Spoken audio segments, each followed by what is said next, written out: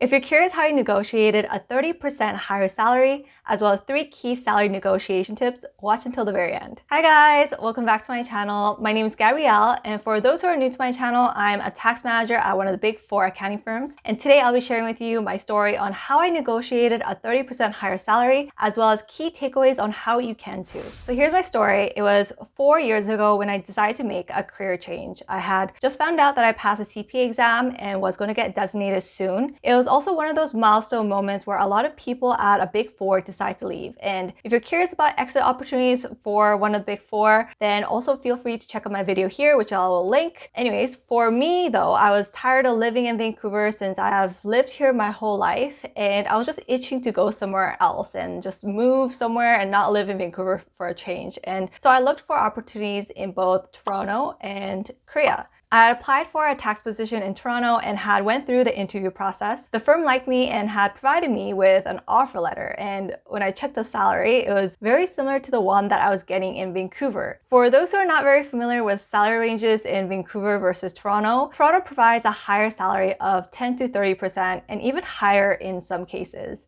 I had known this because I had a couple of friends working in Toronto, and instead of getting mad about it and getting frustrated that I was being lowballed, I decided to do some research on competitive market salaries for someone with my experience and background. Also, I decided to reach out to friends and ask about what their salary ranges were. And after I gathered all my information and after feeling confident about my value, I had responded back to the recruiter. I had also fine-combed through my employment contract and came up with a list of questions. And as one of my final questions, I simply inquired, after talking to some, senior tax associates in the Toronto office, my understanding is that the salary for second-year seniors range from X to Y dollars. And I was just wondering what the difference relates to with your firm. The recruiter then got back to me right away with a revised offer that was not only higher than the range I had provided, but was also 30% higher than my original offer. And as part of my questions, I was also able to negotiate the starting date, the moving expenses, as well as sponsorship of continuing education, such as the tax in-depth course. The firm and the recruiter must have felt pretty bad about lowballing me, because once they found out that I knew that they were lowballing me, they were very fast in their reply and they instantly fixed their original offer and gave me what I was worth in the market.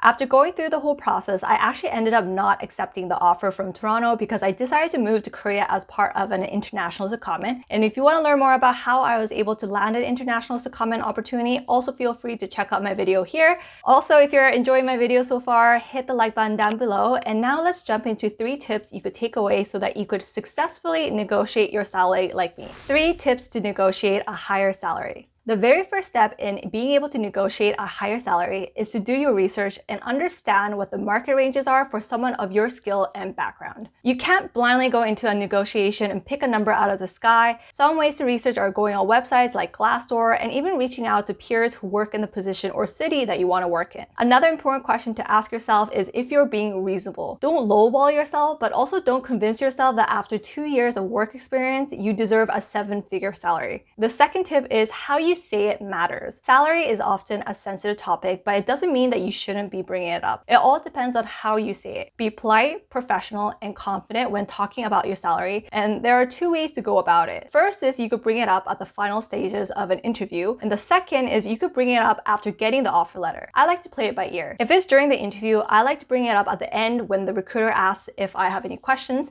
I would usually say something along the lines of, I'm really interested in working with the company and feel that we are a good fit. I was just wondering what the salary ranges are for this position to ensure that we're on the same page. If the recruiter beats you to the punchline and asks during the interview what your expectations for your salary are, you can mention, my understanding of salary ranges for someone with X years of experience and after talking to my peers in the industry is X to Y dollars. Based on the value that I could provide to the company and based on my skills in A and B, I believe I can expect salary in the higher range of Y dollars. Make sure the lower end of the range is the minimum that you are willing to take from an offer. Another approach is to make sure the interview goes smoothly and you've convinced the company that you're the right person for the job. You could gauge what the company thinks of you based on their initial offer to you. The offer can be better or it can be lower than expected, as the range and expectation was not defined before. Obviously, if you like the offer, you could accept it. If you feel that you are being lowballed, however, you can negotiate. I don't like to be aggressive. Rather, I like to ask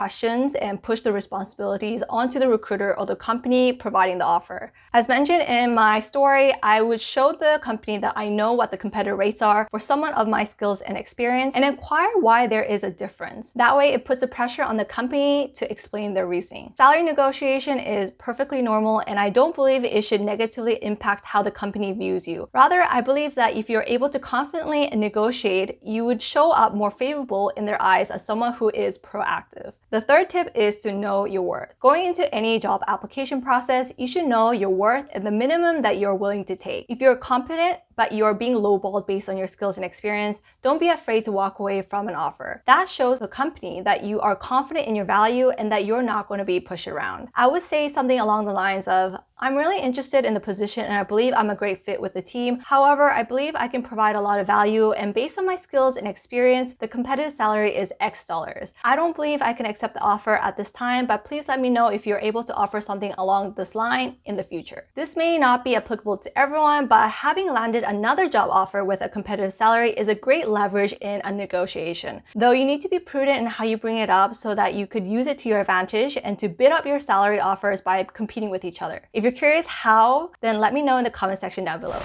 If you found my video helpful today, hit the like button down below, as well as subscribe and press the notification button so that you can be updated on any similar videos I'll be posting in the future. Also, check out my videos here related to personal finance and career. Thank you so much for watching today, and I'll see you guys in my next video. Bye!